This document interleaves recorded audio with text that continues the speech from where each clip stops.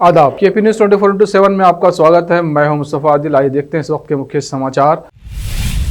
बीदर में कांग्रेस पार्टी की press conference हुई आयोजित। कांग्रेस के वरिष्ठ नेता रहे उपस्थित। बीजेपी नेताओं पर साधा निशाना। महाराष्ट्र के पहले ओमिक्रॉन मरीज को नेगेटिव रिपोर्ट के बाद अस्पताल से मिली छुट्टी। संविधान सभा की पहली बैठक को आज 75 साल हुए पूरे। पीएम मोदी ने युवाओं से इस सभा की कार्रवाई और इसमें शामिल होने वाले प्रख्यात हस्तियों के बारे में जानने की अपील। दिल्ली के रोहिणी कोर्ट में हुआ लो इंटेंसिटी धमाका।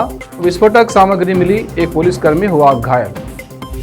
राष्ट्रपति रामनाथ कोविंद ने जनरल रावत के निधन पर जताया शोक। कहा, देश ने अपने एक बहादुर सपूत को खो दिया। किसान आंदोलन स्थगित। 11 दिसंबर से दिल्ली के मोर्चे खाली करेंगे प्रदर्शनकारी किसान।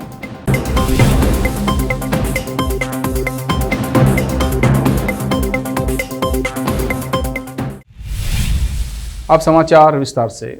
अक्का महादेवी कॉलेज बीदर में कांग्रेस पार्टी की प्रेस कॉन्फ्रेंस आयोजित हुई, जिसमें कांग्रेस पार्टी के राज्य कार्यदर्शी ईश्वर खंडे, हुमनाबाद के विधायक राजशेखर पाटिल के अलावा कांग्रेस के सभी नेतागण उपस्थित थे। इस अवसर पर बात करते हुए कांग्रेस के राज्य कार्यदर्शी ईश्वर खंडे ने केंद्रीय मंत्री भगवंत खुबा और विधान परिषद चुनाव के लिए बीजेपी के उम्मीदवार प्रकाश खंडे की ओर से उनकी आलोचना किए जाने पर कहा कि केंद्रीय मंत्री भगवंत खुबा और प्रकाश खंडे मेरे बारे में और कांग्रेस पार्टी के बारे में और राजशेखर पाटिल के बारे में गलत आरोप लगा रहे हैं और धमकी दे रहे हैं। ईश्वर खंडे ने कहा कि क्या ये प्रजा राज्य है या गुंडा राज्य है? जब एक शासक को धमकी दे रहे हैं तो ग्राम पंचायत वोटरों की क्या रक्षा करेंगे? उन्होंने चुनाव आयोग से कहा कि वो इन लोगों के खिलाफ केस चलाए। ईश्वर खंडे ने प्रकाश खंडे से कहा कि उन्होंने भीमन्ना खंडे के साथ रहकर हर तरह का लाभ उठाया था। हुमनाबाद के विधायक राजशेखर पाटिल ने कहा कि केंद्रीय मंत्री भगवंत खुबा, मंत्री प्रभु चौहान और बसवा कल्याण के विधायक इस चुनाव के संबंध में जिस तरह कर रहे हैं वैसा मैंने कभी नहीं देखा है। बीदर जिले में एक अलग तरह का ये चुनाव देखने में आ रहा है। केपी न्यूज के कैमरामैन साबिर खान की रिपोर्ट। निन्ने ಬಿಜೆಪಿ ಕಚೇರಿಯಲ್ಲಿ ಒಂದು ಪತ್ರಿಕಾಗೋಷ್ಠಿಯನ್ನು ಮಾಡಿ ಕೇಂದ್ರ ಸಚಿವರಾದಂಥ ಶ್ರೀ ಭಗವಂತ ಖುಬಾರ್ ಅವರು ಮತ್ತು ಸ್ಥಳೀಯ ಸಂಸ್ಥೆಗಳಿಂದ ವಿಧಾನ ಪರಿಷತ್ತಿನ ಬಿಜೆಪಿ ಅಭ್ಯರ್ಥಿಯಾದಂಥ ಮಾನ್ಯ ಶ್ರೀ ಪ್ರಕಾಶ್ ಖಂಡ್ರೆ ಅವರು ಕಾಂಗ್ರೆಸ್ ಪಕ್ಷದ ಬಗ್ಗೆ, ನನ್ನ ಬಗ್ಗೆ, ರಾಜಶೇಖರ್ ಪಾಟೀಲ್ ಅವರ ಬಗ್ಗೆ ಇಲ್ಲ ಸಲ್ಲದ ಆರೋಪಗಳನ್ನು ಮಾಡಿದ್ದಾರೆ। ಅಲ್ಲಿ ಪ್ರಕಾಶ್ ಖಂಡ್ರೆ ಅವರು ಇವತ್ತು ಈಶ್ವರ್ ಖಂಡ್ರೆ ಮತಗಟ್ಟೆ ಸೀಮಾರೇಖೆ ಒಳಗಡೆ ಬಂದರೆ ಹುಷಾರ್ ಅಂತ ಹೇಳಿ ನನಗೆ ಧಮಕಿ ಹಾಕಿದ್ದಾರೆ। ಇವತ್ತು ನಾವೆಲ್ಲ ಏನು ಪ್ರಜಾಪ್ರಭುತ್ವದ ರಾಜ್ಯದಲ್ಲಿದ್ದೀವ ಅಥವಾ ಗುಂಡಾ ರಾಜ್ಯ ಇದೆ? ಇಲ್ಲಿ ನಾನೊಬ್ಬ ಶಾಸಕನಾಗಿದ್ದೇನೆ। ಇವತ್ತು ಈ ಒಂದು ವಿಧಾನ ಪರಿಷತ್ತಿನ ಸ್ಥಳೀಯ ಸಂಸ್ಥೆಯ ಚುನಾವಣೆಯಲ್ಲಿ ನಾನು ಮತದಾರರಾಗಿದ್ದೇನೆ। ಇವತ್ತು ನನಗೆ ಮತದಾರರಿಗೆ, ಒಬ್ಬ ಶಾಸಕನಿಗೆ ನೀವು ಬಹಿರಂಗವಾಗಿ ಪತ್ರಿಕಾಗೋಷ್ಠಿ ಮುಖಾಂತರ ಪಕ್ಕದಲ್ಲಿ ಒಬ್ಬ ಕೇಂದ್ರ ಸಚಿವನಿಗೆ ಇಟ್ಕೊಂಡು ಧಮಕಿ ಹಾಕ್ತೀರಿ, ಹೆಂಗೆ ಮತ ಹಾಕ್ತೀರಿ ಅಂತ ನೀವು ಕೇಳ್ತೀರಿ, ನೋಡ್ತೀರಿ। ಇದು ನೀತಿ ಸಂಹಿತೆ ಉಲ್ಲಂಘನೆ ಅಲ್ಲವೇ? ಇದೊಂದು ಕ್ರಿಮಿನಲ್ ಪ್ರಕರಣ ಆಗಲ್ಲವೇ? ಜಿಲ್ಲಾಡಳಿತ ಏನು ಮಾಡ್ತಾ ಇದೆ? ಕಣ್ಮುಚ್ಚಿ ಕುಳಿತಿದ್ಯಾ? ಚುನಾವಣೆ ಆಯೋಗ ಏನು ಮಾಡ್ತಾ ಇದೆ? ಕಣ್ಮುಚ್ಚಿ ಕುಳಿತಿದ್ಯಾ? ಇವ್ರ ಮೇಲೆ ಯಾಕೆ ಕ್ರಿಮಿನಲ್ ಮೊಕದ್ದಮೆ ಹಾಕಲಿಲ್ಲ? ಇವತ್ತೊಬ್ಬ ಶಾಸಕನಿಗೆ ರಕ್ಷಣೆ ಇಲ್ಲ ಅಂತ ಹೇಳಿದ್ರೆ ಮತ ಹಾಕಲಿಕ್ಕೆ ಗ್ರಾಮ ಪಂಚಾಯತಿ ಸದಸ್ಯರು ಅವ್ರಿಗೇನು ರಕ್ಷಣೆ ಸಿಗ್ತದೆ ಹೇಳಿ? ಇವತ್ತು ಇದು ಜಿಲ್ಲಾಡಳಿತ, ಚುನಾವಣಾ ಆಯೋಗ ಇದನ್ನು ಗಂಭೀರತೆಯಿಂದ ಪರಿಗಣನೆ ಮಾಡಿ ಮತದಾರರಿಗೆ ರಕ್ಷಣೆ ಕೊಡಬೇಕು। ಮತ್ತು ಯಾರು ಧಮಕಿ ಹಾಕಿದ್ದಾರೆ, ಅವರ ಅಭ್ಯರ್ಥಿ ಇರ್ಬೋದು, ಅವರ ಆಡಳಿತಾರೂಢ ಪಕ್ಷದವರು ಇರ್ಬೋದು, ಕೇಂದ್ರ ಮಂತ್ರಿನೇ ಇರ್ಬೋದು, ಯಾರೇ ಇದ್ರೂ ಅವ್ರ ಮೇಲೆ ಕ್ರಿಮಿನಲ್ ಮೊಕದ್ದಮೆ ದಾಖಲೆ ಮಾಡಬೇಕು ಅಂತ ಹೇಳಿ ನಾನು ಒತ್ತಾಯ ಮಾಡ್ತಾ ಇದ್ದೇನೆ ಮತ್ತು ನಿಷ್ಪಕ್ಷಪಾತವಾದಂಥ ಒಂದು ತನಿಖೆ ಆಗಬೇಕು ಅಂತ ಹೇಳಿ ನಾನು ಒತ್ತಾಯಿಸುತ್ತೇನೆ। ರಾಜ್ಯ ಸಚಿವರಾದಂಥ ಭಗವಂತ ಖುಬಾ ಅವರು, ರಾಜ್ಯದ ಸಚಿವರಾದಂಥ ಪ್ರಭು ಚೌಹಾಣ್ರವರು, ಬಸವ ಕಲ್ಯಾಣ ಕ್ಷೇತ್ರದ ಶಾಸಕರಾದಂಥ ಶರಣು ಸಲ್ಗರ್ ಅವರು, ಇವರು ಯಾವ ರೀತಿ ಚುನಾವಣೆ ನಿರ್ವಹಣೆ ಮಾಡ್ತಾ ಇದ್ದಾರೆ ಅಂತ ನಾನು ಹಿಂದೆಯಿಂದಲೂ ಕೂಡ ನೋಡಿಲ್ಲ। ಇವತ್ತು ಪ್ರಪ್ರಥಮವಾಗಿ ನಾನು ಬೀದರ್ ಜಿಲ್ಲೆಯಲ್ಲಿ ಕಂಡು ಬರ್ತಾ ಇದೆ। ಉಜ್ವಲಂ ಮಹೇಶ್ ಪಾಟೀಲ್ ಅಂತ ಅವ್ರು ಹೇಳ್ತಾ ಇದ್ರು, 4 ಬಾರಿ ಕೇಂದ್ರದ ಸಚಿವರು ಫೋನ್ ಬಂದಿದೆ, ಮಾನ್ಯ ಸ್ಥಳೀಯ ಶಾಸಕರು ಫೋನ್ ಬಂದಿದೆ, ನೀವು ನಮ್ಮ ಪಕ್ಷದ ಪರವಾಗಿ ವೋಟ್ ಮಾಡಿಲ್ಲ ಅಂದ್ರೆ ನಿಮ್ಮ ಗ್ರಾಮ ಪಂಚಾಯತ್ನಲ್ಲಿ ನಡೀತಕ್ಕಂಥ ಮರೇಗಾ ಇರ್ಬೋದು ಅಥವಾ 15 ಫೈನಾನ್ಸ್ ಇರ್ಬೋದು, ಮುಂದೆ ಬರ್ತಕ್ಕಂಥ ದಿನದಲ್ಲಿ ಮನೆಗಳು ಯಾವುದಕ್ಕೂ ಕೂಡ ನಿಮ್ಮ ಪಂಚಾಯತಿಗೆ ನಾವು ಕೊಡಂಗಿಲ್ಲ, ಬೇರೆಯವ್ರ ಮೇಲೆ ಗೂಬೆ ಕೂಡಿಸ್ತಕ್ಕಂಥ ಕೆಲಸ ಇವರು ಮಾಡ್ತಾ ಇದ್ದಾರೆ। ಇವತ್ತು ಏನು ಹೇಳ್ತಾ ಇದ್ದಾರೆ, ಅದೇನು ಸಿಲ್ವರ್ದು ಹೇಳಿದ್ರೆ ಕೊಯ್ನ್ ಹೌದು, ತಾಂಬೂರ್ ಕೊಯ್ನ್. ನೀವು ಒಂದೇ ಒಂದು ಹೇಳಕ್ ಇಚ್ಛೆ ಪಡ್ತೀನಿ, ಇದು ಯಾರು ಹೇಳಿದಾರೆ ಹಿತಾರಿ ಏನೇ ಹಿತಾರೆ ತಿಳಿರಿ, ಗೋಲ್ಡರ ತಿಳಿರಿ. ಒಂದಾದರೂ ಕೊಯ್ನು ಕಾಂಗ್ರೆಸ್ ಪಕ್ಷದ ಪರವಾಗಿ ಕಾಂಗ್ರೆಸ್ ಪಕ್ಷದವರು ಏನಾದರೂ ಮಾಡಿದ್ರು, ಏನಾದರೂ ಸುಬತ್ ತೋರಿಸಿದ್ರು, ನಾವೆಲ್ಲದಕ್ಕೆ ಸದಾ ಸಿದ್ದಿದ್ದೀವಿ. ಅವ್ರು ಏನು ಹೇಳ್ತಾರೆ ಅದು ಪರೀಕ್ಷೆ ಮಾಡಲು ಯೋಚಿದ್ವಿ. ಒಂದು ವೇಳೆ ನೀವು ಕೊಟ್ಟಿರ್ತಕ್ಕಂಥ ಸಿಲ್ವರ್ ಕೊಯ್ನು, ನೀವು ಸೀರೆ ಕೊಟ್ಟಿರ್ತಕ್ಕಂಥ ಪ್ರೂಫ್ ಆ ಜನರಿಗೆ ತಂದು ನಾನು ಮಾಡಿಸ್ತೀನಿ. ಹೇಳ್ರ ಭಗವಂತ ಖೂಬಾಗ ಮತ್ತೆ ఆయన ಪ್ರಭು ಚವ್ಹಾಣ್ ಇದ್ದಾರೆ, ಶರಣು ಸಲ್ಲರು, ಸತ್ಯತೆ ಏನಿದೆ ಎಂಬ ಬಯಲಿಗೆ ಬರಲಿ. ಮತ್ತೆ ಪದೇ ಪದೇ ಏನು ಹೇಳ್ತಾ ಇದ್ದಾರೆ, ನಾವೆಲ್ಲರೂ ಕೂಡ ಜಿಲ್ಲೆಯಲ್ಲಿ ಒಂದು ನೋಡಿ, ಚುನಾವಣೆ 10 ತಾರೀಕು 14 ತಾರೀಕು ಮುಗಿತೆ, ಅಸೆಂಬ್ಲಿ 24 ತಾರೀಕು ಮುಗಿತೆ ಮಾಡಿ. ಒಂದು ಬೀದರ್ ಜಿಲ್ಲೆಯಲ್ಲಿ ನೀವು ಭಾರತೀಯ ಜನತಾ ಪಕ್ಷದಿಂದ, ನಾವು ಕಾಂಗ್ರೆಸ್ ಪಕ್ಷದಿಂದ, ನಮ್ಮ ಕಾರ್ಯಾಧ್ಯಕ್ಷರು, ನಾನು, ರಹೀಂ ಖಾನ್ ಅವರು, ಅರಳಿ ಅವರು, ಚಂದ್ರಶೇಖರ್ ಪಾಟೀಲ್ ಅವರು, ವಿಜಯ್ ಸಿಂಗ್ ಅವರು, ಇನ್ನು ನಮ್ಮ ಪಕ್ಷದ ಮುಖಂಡರು, ನೀವು ಪೂರ ದೊಡ್ಡ ದೊಡ್ಡ ಪಾಪ ಕೇಂದ್ರ ಸಚಿವರು, ರಾಜ್ಯ ಸಚಿವರು, ಸಲಗಾರ್ ಅವರು, ನೀವು ಯಾರು ಬರ್ತೀರಿ, ನೀವು ಬನ್ನಿ, ಒಂದು ವೇದಿಕೆ ಸಿದ್ಧ ಮಾಡು. ಒಂದು ಕಡೆ ನೀವು, ಒಂದು ಕಡೆ ನಾವು, ಜನರ ಮಧ್ಯದಲ್ಲಿ ಹೋಗೋಣ.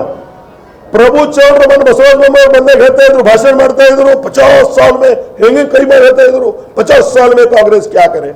प्रभु आप जब बॉम्बे से थे, बॉम्बे से आने के बाद 10-12 साल हो गए, उससे पहले आपको राजनीति क्या था मालूम नहीं था, अभी मालूम हो गया क्या करे क्या नहीं करे कांग्रेस. आपको कुछ भी मालूम नहीं पाप. वो कुछ भारतीय जनता पार्टी वाले बोल रहे तो आप भी उसको बोलने का 50 साल में कुछ नहीं करे. 50 साल में कांग्रेस पार्टी ने क्या नहीं किया. आपका कारनामा क्या है?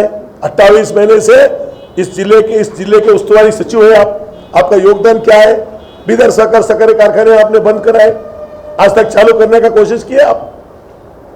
जब ईश्वर खंडरे जी मंत्री थे, सिद्धरामैया जी का सरकार था, हम 10 करोड़ लाकर हमने फैक्ट्री चालू किए. उसके बाद जब कोलेशन गवर्नमेंट था, मैं और ईश्वर खंडरे जी, बंडप्पा काशीपुर जी, रहीम खान सब जाकर फिर 20 करोड़ लाकर हम बीदर सहकारी कारखाने प्रारंभ किए. इनका क्या है भाई? 28 महीने से इन जब से मंत्री बने 2 साल हो गए, 3 साल कारखाना बंद है. फिर इनका यही योगदान है क्या? इन बीदर जिले को इनका योगदान क्या काम किए मेरे को बताओ. हम वही पूछने वाले हैं. देखो भाई, तुम बीदर उस्तुवारी मंत्री बनने के बाद क्या क्या वही बोलते हैं. वो बेंगलुरु में क्या हो गया, वही काम नहीं करा.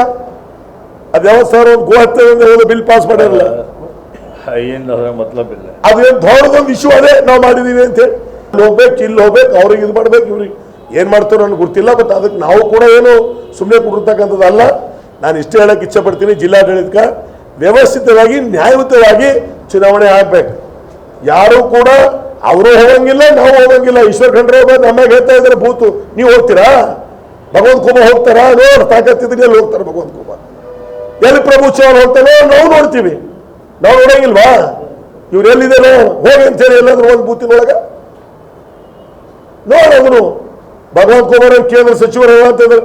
ಈಗ ಬೇರೆಯವ್ರ ಬಗ್ಗೆ ಹೇಳ್ತಾ ಇದ್ದಾರೆ, ಎಸ್ಕಾಟು ಪೈಲಟು.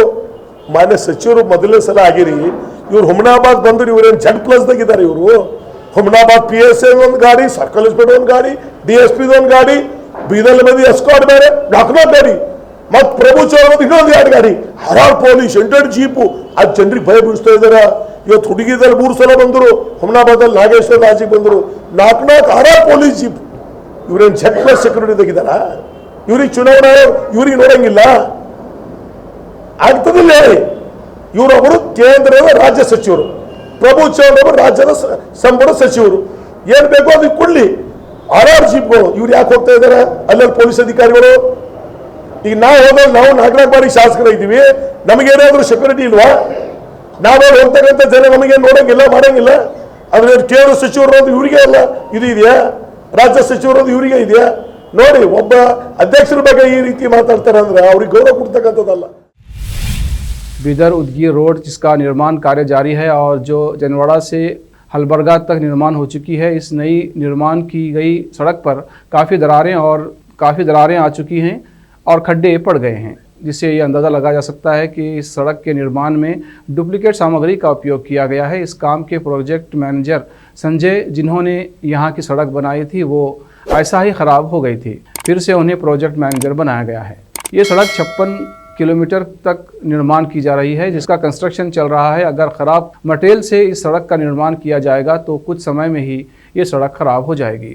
नेशनल हाईवे ऑफिसर और सुपरवाइज़र की क्यों इस पर नज़र नहीं पड़ रही है? KP न्यूज़ के संवाददाता अमजद पाशा की रिपोर्ट.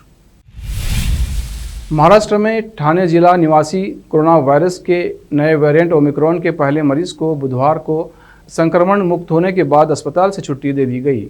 नगर निगम के एक अधिकारी ने यह जानकारी दी। कल्याण डोंबिवली नगर निगम क्षेत्र के 33 वर्षीय मरीज इंजीनियर नवंबर के अंतिम सप्ताह में दुबई के रास्ते दक्षिण अफ्रीका से दिल्ली एयरपोर्ट पर पहुंचे थे। दिल्ली एयरपोर्ट पहुंचने पर उनकी जांच की गई थी। हालांकि जब वो मुंबई पहुंचे तब दिल्ली हवाई अड्डे के अधिकारियों ने उनके संक्रमित होने की सूचना दी। प्रधानमंत्री नरेंद्र मोदी ने बृहस्पतिवार को संविधान सभा की पहली बैठक के 75 वर्ष पूरा होने के अवसर पर इसके महत्व को रेखांकित करते हुए युवाओं से आग्रह किया कि वो इस सभा की कार्यवाही और इसमें शामिल होने वाले प्रख्यात हस्तियों के बारे में जानें। उन्होंने सिलसिलेवार ट्वीट कर युवाओं से कहा कि ऐसा करने से उन्हें बहुत कुछ जानने को मिलेगा। ज्ञात हो कि संविधान सभा की पहली बैठक 9 दिसंबर 1946 को हुई थी। प्रधानमंत्री ने कहा, संविधान सभा की पहली बैठक आज ही के दिन 75 वर्ष पहले हुई थी। भारत के विभिन्न हिस्सों, अलग अलग पृष्ठभूमि और विचारधाराओं के प्रतिष्ठित लोग इसमें शामिल हुए, जिनका एकमात्र उद्देश्य देश के लोगों को एक समृद्ध संविधान देना था। सभी को मेरी श्रद्धांजलि। दिल्ली के रोहिणी कोर्ट में आज सुबह एक धमाके की आवाज़ से अफरा तफरी का माहौल कायम हो गया। इस धमाके में कोर्ट नंबर 102 का पुलिसकर्मी घायल हो गया है। उसे एम्बुलेंस की मदद से नज़दीक के अस्पताल भिजवाया गया है। बताया जा रहा है कि ये लो इंटेंसिटी ब्लास्ट है। ब्लास्ट की वजह से ज़मीन में गड्ढा हो गया है। ये एक तरह का क्रूड बम है। मौके से आईईडी, एक्सप्लोसिव और एक टिफिन नुमा चीज़ मिली है। दिल्ली पुलिस की स्पेशल सेल जांच कर रही है। राष्ट्रपति रामनाथ कोविंद ने हेलीकॉप्टर दुर्घटना के शिकार हुए जनरल प्रमुख अध्यक्ष जनरल बिपिन रावत, उनकी पत्नी और 11 अन्य सैन्य अधिकारियों व कर्मियों की हेलीकॉप्टर दुर्घटना में मौत पर गहरा शोक व्यक्त किया है और कहा है कि देश ने अपने एक बहादुर सपूत को खो दिया है। राष्ट्रपति कोविंद ने अपने ट्वीट में शोक प्रकट करते हुए कहा, मैं जनरल बिपिन रावत, उनकी पत्नी मधुलिका जी की असमय मौत पर स्तब्ध और शुद्ध हूँ। देश ने अपने एक बहादुर सपूत को खो दिया है। मातृभूमि के प्रति 4 दशकों की निस्वार्थ सेवा उनके अद्वितीय शौर्य एवं बहादुरी से परिपूर्ण रही। उन्होंने कहा, उनके परिवार के प्रति मेरी संवेदनाएं। राष्ट्रपति ने कहा कि हेलीकॉप्टर दुर्घटना में जान गंवाने वाले अन्य लोगों की सूचना उनके लिए काफ़ी दुखद है। उन्होंने कहा कि अपने कर्तव्य का निर्वहन करते हुए जान गंवाने वालों को श्रद्धांजलि देने में मैं नागरिकों के साथ शामिल हूं। पीड़ित परिवारों के प्रति मेरी संवेदनाएं। अब वक्त है एक ब्रेक का। ब्रेक के बाद जल्द लौटते हैं। हिंदुस्तान के हर कोने में हम हैं मौजूद। 24 घंटे हालात पर गहरी नजर, खबरों से जुड़े चुपते सवालात और आपको दिखाता है धार्मिक, सामाजिक, राजनीतिक, लोकल और इंटरनेशनल न्यूज की सबसे बेहतर कवरेज, जो आपको रखती है हर पल बाखबर। देश और दुनिया भर की खबर के लिए देखते रहें KP news 24/7। Noor education trust Bidar की ओर से चलाए जाने वाला Noor M Ed college Bidar, recognised by NCTE Delhi and affiliated to Gulbarga university Gulbarga. Admission are open for the academic year 2021-22। विशेषज्ञ और सक्षम शिक्षकों द्वारा शिक्षा प्राप्त करने के लिए नूर एमएड कॉलेज में दाखिला लें और शांत वातावरण में शिक्षा प्राप्त करें। बीदर शहर में बेहतर शिक्षा का एकमात्र केंद्र Noor M Ed college, Shahpur gate, Bidar. Phone numbers 9945283920, 8482221297। Break के बाद फिर से आपका स्वागत है। आइए देखते हैं आगे के समाचार।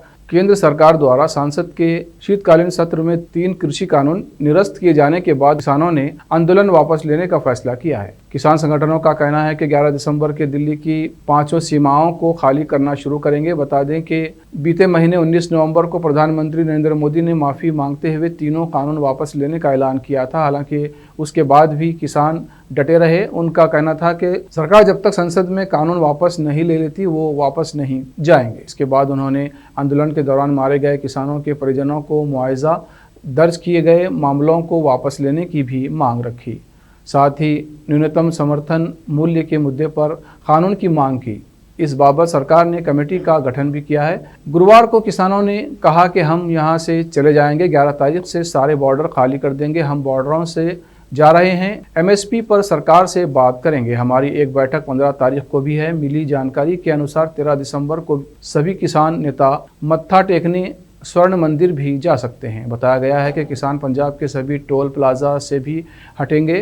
टोल प्लाजा पर धरने 15 दिसंबर को हटाए जाएंगे। ऐसे में माना जा रहा है कि 15 तारीख के बाद पंजाब की सड़कों पर टोल टैक्स शुरू हो जाएगा। कांग्रेस अध्यक्ष सोनिया गांधी का आज 9 दिसंबर को 75वां जन्मदिन है। प्रधानमंत्री नरेंद्र मोदी, नितिन गडकरी, दिग्विजय सिंह, अरविंद केजरीवाल ने ट्वीट करके सोनिया गांधी को जन्मदिन पर बधाई दी।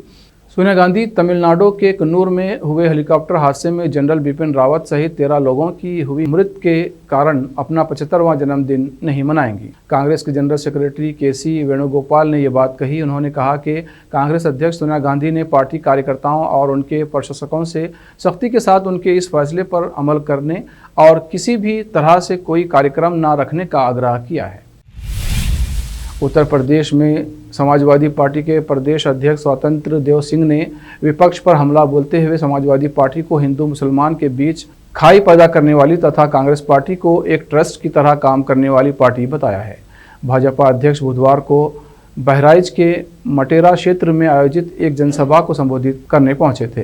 पत्रकारों के सवालों का जवाब देते हुए बगैर किसी दल या नेता का नाम लिए कांग्रेस को निशाने पर लेते हुए सिंह ने कहा कि एक वंशवादी पार्टी है जिसमें लोकतंत्र नहीं है। वो एक ट्रस्ट की तरह बेटा बेटी फिर उनके बेटा बेटी पार्टी चलाते हैं। ऐसे लोग विकास नहीं कर सकते। उन्होंने दावा किया कि भाजपा लोकतांत्रिक दल है। हमारे पास अटल जी जैसा नेतृत्व रहा है। वो आज नरेंद्र मोदी जी, जिनके पास दिल्ली में अपना मकान तक नहीं है, इनके परिवार के सदस्य पार्टी व सरकार में हस्तक्षेप नहीं करते। ये केवल देश व गरीबों के कल्याण हेतु राजनीति करते हैं। वो राष्ट्र के लिए समर्पित हैं। पार्टी द्वारा मटेरा में आयोजित जनसभा को संबोधित करते हुए स्वतंत्र देव सिंह ने कहा कि अखिलेश यादव जिन्ना का नाम लेकर हिंदू और मुसलमान को लड़वाना चाहते हैं, लेकिन ये मोदी और योगी का शासन है जिसमें हिंदू और मुसलमान मिलकर गरीबी से लड़ रहे हैं।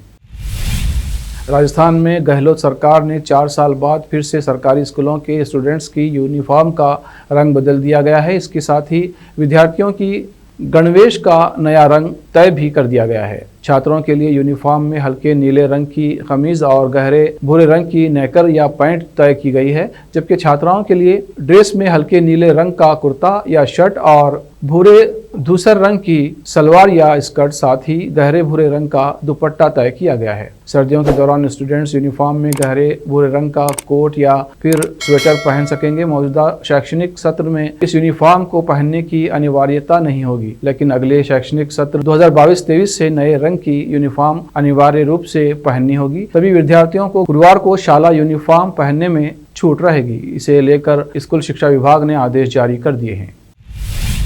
आलिया भट्ट और Ajay Devgn starrer film RRR का ट्रेलर लॉन्च हो गया है। इस ट्रेलर के लॉन्च होते ही सोशल मीडिया पर धमाल मच गया है। एक्ट्रेस की फिल्म का ट्रेलर इतना ज्यादा दमदार है कि किसी के भी रोंगटे खड़े हो जाएंगे। राजमौली के जादू की एक झलक आपको इसमें जरूर देखने को मिलेगी। SS राजमौली की मास्टर अवेटेड फिल्म RRR का ट्रेलर रिलीज हो गया है। ट्रेलर में रामचरण तेज, जूनियर NTR, अजय देवगन, आलिया भट्ट दमदार रोल के साथ नजर आएंगे। हालांकि आलिया भट्ट और अजय देवगन की ट्रेलर में झलक ही देखने को मिली है। वहीं ब्रिटिश हुकूमत से जंग की इस कहानी में दोस्ती, धोखा, इमोशन, दमदार डायलॉग और धांसू एक्शन देखने को मिलेगा। आखिर में फिर एक बार देखते हैं मुख्य समाचार। बीदर में कांग्रेस पार्टी की प्रेस कॉन्फ्रेंस हुई आयोजित। कांग्रेस के वरिष्ठ नेता रहे उपस्थित। बीजेपी नेताओं पर साधा निशाना। महाराष्ट्र के पहले ओमिक्रॉन मरीज को नेगेटिव रिपोर्ट के बाद अस्पताल से मिली छुट्टी। संविधान सभा की पहली बैठक को आज 75 साल हुए पूरे। पीएम मोदी ने युवाओं से इस सभा की कार्रवाई और इसमें शामिल होने वाले प्रख्यात हस्तियों के बारे में जानने की अपील। दिल्ली के रोहिणी कोर्ट में हुआ लो इंटेंसिटी धमाका। विस्फोटक सामग्री मिली, एक पुलिसकर्मी हुआ घायल। राष्ट्रपति रामनाथ कोविंद ने जनरल रावत के निधन पर जताया शोक। कहा, देश ने अपने एक बहादुर सपूत को खो दिया। किसान आंदोलन स्थगित। 11 दिसंबर से दिल्ली के मोर्चे खाली करेंगे प्रदर्शनकारी किसान।